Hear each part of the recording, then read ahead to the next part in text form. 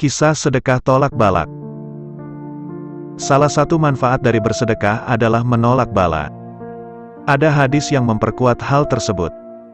Hadis riwayat Baihaqi dan Tabrani, Rasulullah bersabda, "Bersegeralah untuk bersedekah sebab bala bencana tidak pernah bisa mendahului sedekah. Belilah semua kesulitan yang kamu lalui dengan sedekah. Bersedekah itu merupakan sesuatu yang ajaib. Sedekah juga menolak hingga 70 macam bala bencana dan yang paling ringan adalah menolak penyakit sopak dan kusta." Dari hadis tersebut dapat disimpulkan bahwa sedekah menolak bala memang benar adanya. Oleh karena itu, Rasulullah menginginkan umatnya untuk mendahulukan sedekah. Sedekah menolak bencana di akhirat. Rasulullah SAW juga menginginkan umatnya agar bisa terhindar dari siksa api neraka dengan melakukan banyak amalan baik, salah satunya adalah dengan bersedekah. Tidak ada yang meragukan bahwa dengan bersedekah, kita tidak hanya mendapat ganjaran di dunia melainkan juga di akhirat. Ganjaran yang kita dapat di akhirat salah satunya adalah dengan terhindarnya dari siksa alam kubur serta mendapatkan perlindungan di padang mahsyar dari teriknya sinar matahari. Selain mendapatkan ganjaran di akhirat, dengan bersedekah kita juga bisa mendapatkan ganjaran di dunia. Dalam hadis riwayat Tirmidzi dan lainnya, Rasulullah SAW bersabda, bahwa sesungguhnya sedekah benar-benar dapat memadamkan kemurkaan Allah SWT dan menghindarkan kita dari kematian yang sangat buruk.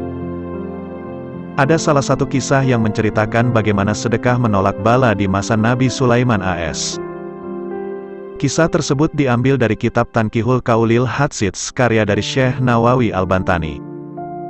Simak kisah sedekah menolak bala berikut. Pada zaman dahulu, di masa Nabi Sulaiman AS ada seorang laki-laki yang memiliki pohon cukup besar di rumahnya.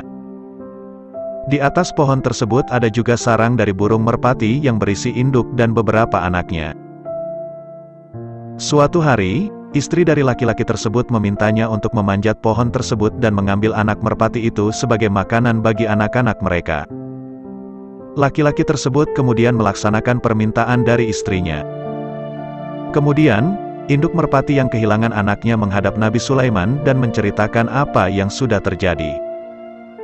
Mendengar kejadian tersebut, Nabi Sulaiman memanggil laki-laki tersebut untuk menghadapnya.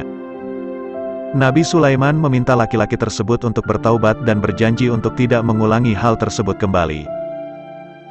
Laki-laki itu pun akhirnya menyesali perbuatannya dan berjanji tidak akan melakukannya lagi.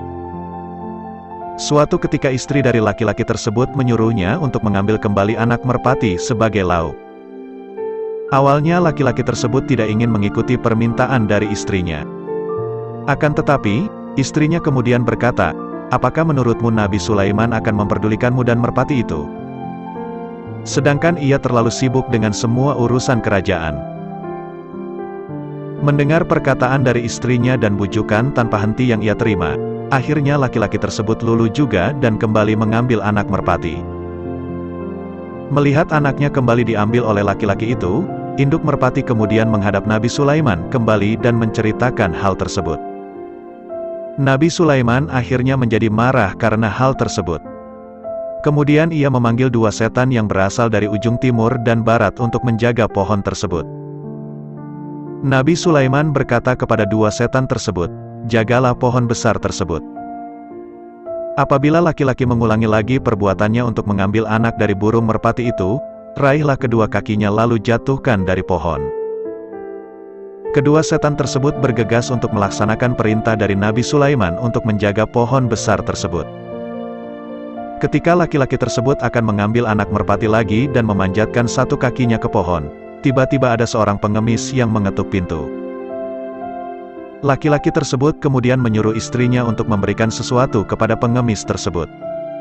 Akan tetapi, istri tersebut tidak tahu harus memberikan apa karena dirinya tidak punya apa-apa. Kemudian laki-laki tersebut turun dari pohon dan memberikan pengemis itu segenggam makanan. Setelah itu, dirinya kembali memanjat pohon dan mengambil anak merpati tanpa mengalami luka atau harus jatuh dari pohon. Selepas kejadian tersebut, induk merpati kembali menghadap Nabi Sulaiman dan menceritakan apa yang sudah terjadi. Mendengar hal tersebut Nabi Sulaiman semakin marah dan memanggil kedua setan yang ditugasi untuk menjaga pohon besar tersebut. Namun, kedua setan tersebut kemudian berkata, "Kami sama sekali tidak berniat untuk mengkhianatimu. Kami terus-menerus menjaga pohon tersebut." Hanya saja, ketika laki-laki tersebut hendak memanjat pohon datang seorang pengemis mengetuk pintu dan diberikannya pengemis tersebut segenggam makanan. Saat dirinya kembali untuk memanjat pohon dan kami sudah siap untuk meraih kakinya. Tiba-tiba ada dua malaikat yang diutus oleh Allah meraih leher kami dan melemparkan kami di tempat matahari terbenam dan terbit. Tagar Padepokan Kujang Siliwangi Tanda Pagar.